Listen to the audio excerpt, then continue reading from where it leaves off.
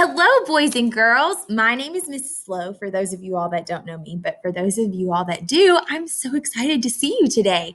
Happy Wednesday. It is the Wednesday after spring break, and we are so excited to be in this season of April, the month of April, and the season of spring. We're hoping that it is nice and warm and starts to be some spring-like weather, that is for sure. We had spring break last week, so some of you are joining us and you had a wonderful spring break, as did we all. So we are so excited to be here today. And I'm going to be doing a read aloud today, but I'm also going to be working on some skills with you, probably that you already know, but we're hoping that this can make you can review some of our skills and so that you can learn a lot and just keep them fresh in your mind. Because the more you think about them, the more you use them, the more they stick into your brain. So we're going to be reading a story and going over some skills. Our story of the day today is called Pie in the Sky. But before we get started with that, this week is a review week for sight words and for our sounds. So I hope you're practicing your sight words. Maybe you're even getting ahead a following week because our sight words are so important. So I hope that you're studying those and you had fun. We also have a sight word test today just so that you know which words you need to work on and which words you know really well so that maybe you can just touch on them every now and then. Okay, so for our sounds today, we are going to be going over what does the letter E say? Tell me. The letter E has two sounds because it's a vowel, but we have a long E and a short E, and sometimes our E is silent at the end. We talked a little bit about that, but we're going to go over our long E and short E. Long and strong in my class, there's a line that goes over the top of the E, so can you make your arms into a line for long E? Long E says its name. It says its name long and strong. Can you say E? E. And then sometimes it's squished like a short, so it makes a little U above the letter E. And the short E is its regular sound like elbow and elephant. So can you say what that sound says for E? It says E and E. Also, we had the letter X in this unit. What does X say? X, like an X-ray. X. Awesome. We had J, like jump. So it's not ja, it's j. Can you say it? J. Ooh, now we have an O. An O is also a vowel. So we talked about two sounds that an O has. It's long and strong name. It's long O says its name. O, like ocean. Then we also have ah, like opera, and octopus. So those are its two sounds. We have H that says, and you can kind of feel your breath. And K, like you're kicking a ball. Can you kick for me? Good job. So if you could review those sounds, I have a couple songs that you've listened to this week, reviewing those sounds. So I'm going to say some words, and you're going to tell me what the letters they start with are. Ready? Jam. What letter does it start with? Tell me. If you said J, kiss your brain. So smart. Okay, what about this one? Hug. Hug. Tell me, what letter does that start with? Hug. If you said H, kiss your brain. So smart. And one more, except this letter is at the end of the word. So what's the ending sound of this word? Mix. Mix. Tell me. If you said X, you are correct. So that should be just a review and be easy for you.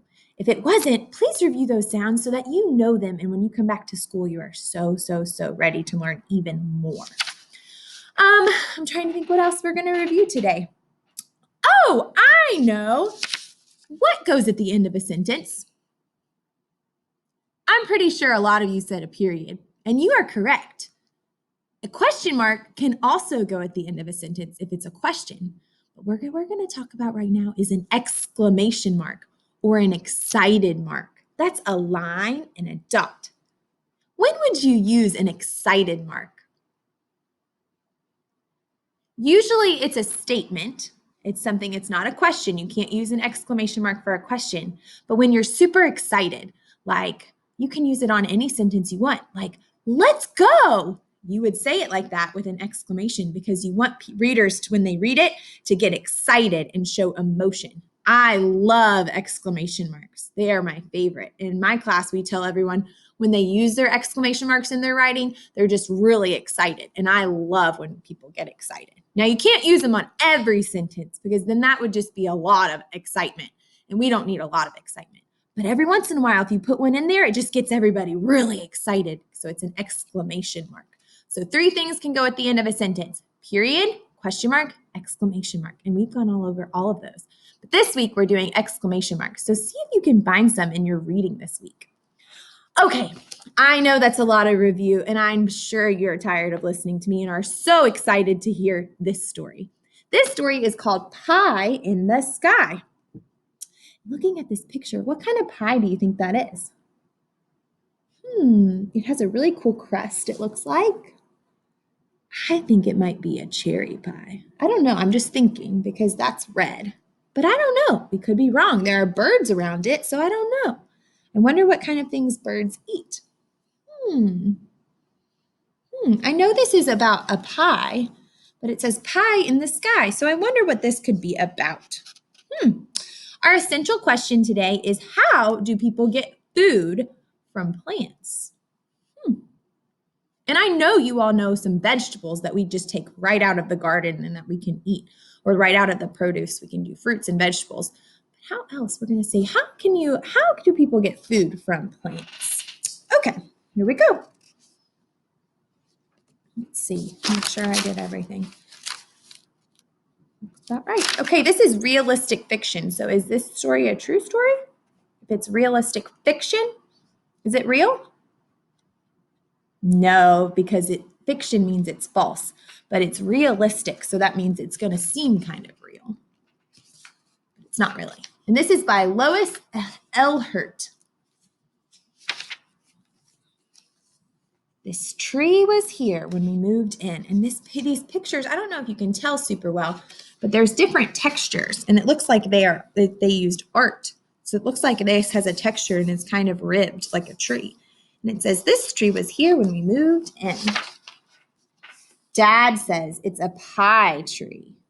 And it says, I see a blue jay feather with black stripes and a white tip, a green caterpillar with a yellow band on it, an orange false eye, but I don't see any pie. So who's telling this story? Probably a child, because it says Dad says, so it's a child. And what do you think the dad means when he says this is a pie tree? Do you think maybe they can make pie out of something the tree has? Maybe. We'll have to figure that out. I've never seen pies growing on trees, but wouldn't that be something? And then it says, I see green grass. And you can kind of tell the texture. I don't know if you can see it very well. You can kind of tell the texture. Red ladybugs. Oh, they're so cute. They're teeny tiny.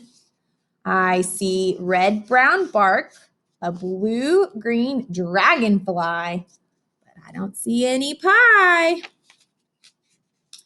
Dad showed me buds on our tree today. He says that's a good sign, but we won't know till summer if we will get pie. The dad says that we won't know till summer do we get pie. What happens in the summer? We can tell that this is fall because of the leaves, so it looks like it's fall.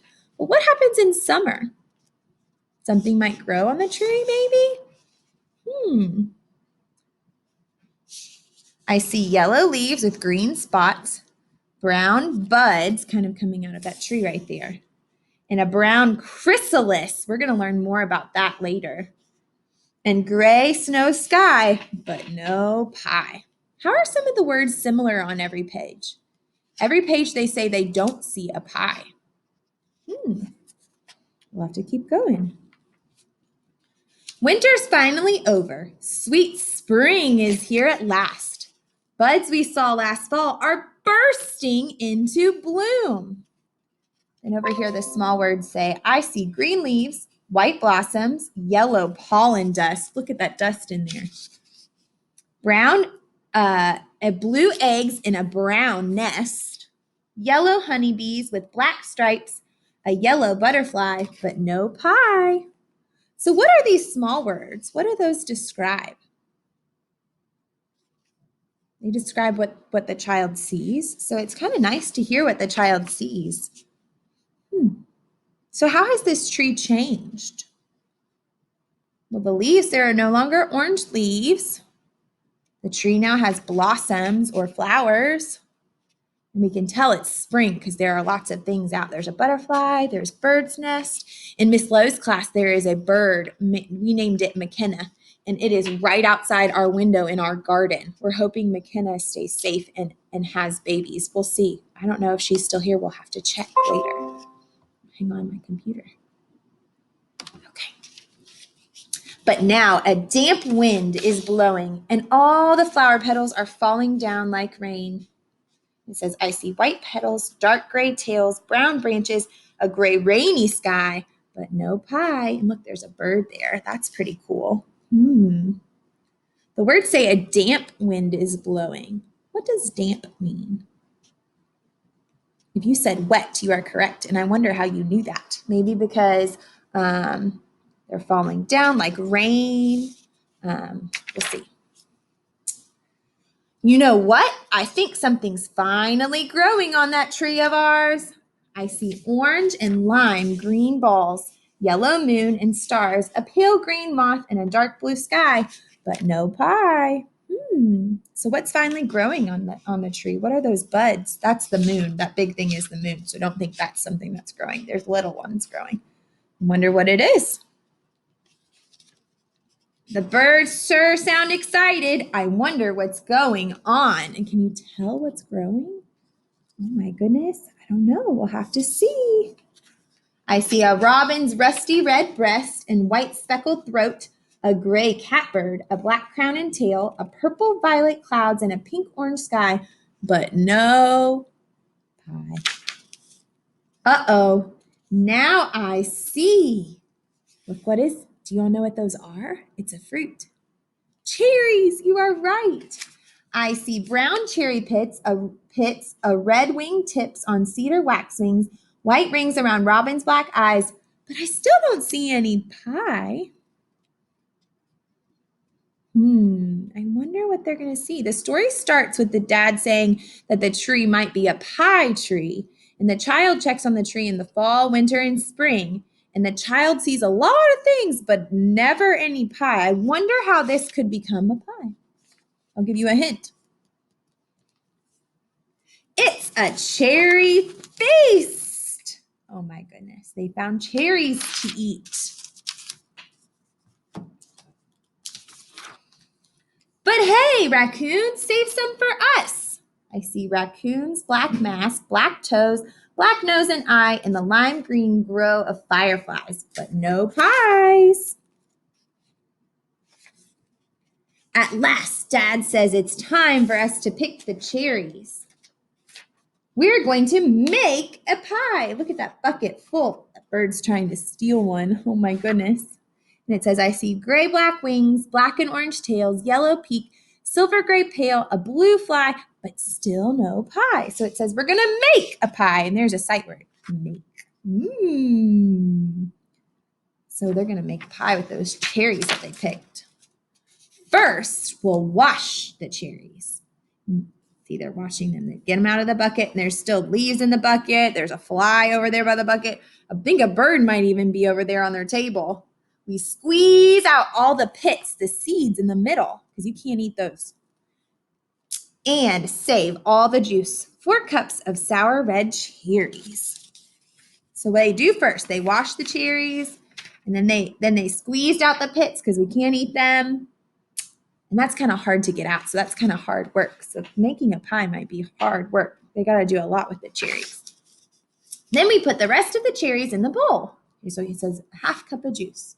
And we add the juice, the flour, 5 tablespoons, 1 1/3 cup of sugar, 1/2 teaspoon of cinnamon, and we stir it with a spoon. Next, we mix the pie crust dough. Looks like they're going to make it. We roll out 2 crusts and press 1 down into the pan, and we pour in the filling.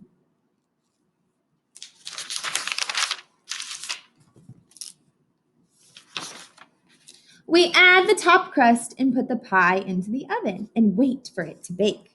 So it says, press around the crust with a fork. See where those little lines are? If you use a fork, it makes those lines on that crust. Can you see those lines? Sometimes people do really fancy edges of crust. They used a fork for that one. Cut the design, so they put little circles in their crust. Preheat the oven to 450, which is really hot, and bake for 10 minutes. Then it says reduce, lower the heat, and bake for 45 minutes. Now Dad cuts the pie, and he puts a piece on each plate. So what this pot holder tells us how to bake it. So if you ever did want to bake it, this is what it tells you. Wow, that was the best pie I've ever eaten. I wonder if the birds would like it. Do you think the birds would probably like it? I bet they would. Sugar, cherries, crust, yum. I would love it. I bet they would too. And that's the last page of the story.